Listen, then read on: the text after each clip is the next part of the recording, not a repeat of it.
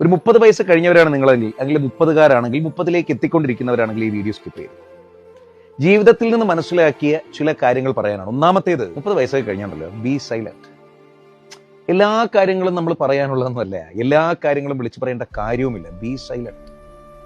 നിങ്ങളുടെ സമാധാനത്തിന് ഫോക്കസ് കൊടുക്കൂ.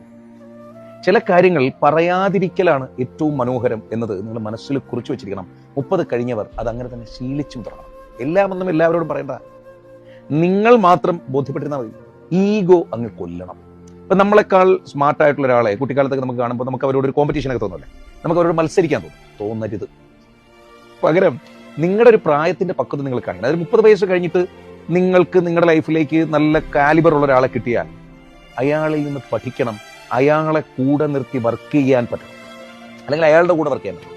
പിടിയോ, എല്ലാവരെയും തേടി വരില്ല ഈ പറഞ്ഞ പോലെ കഴിവുള്ള മനുഷ്യർ. അപ്പോൾ പലപ്പോഴും ഇപ്പം നമുക്ക് ചേരുംപടി ചേരുക എന്നൊക്കെ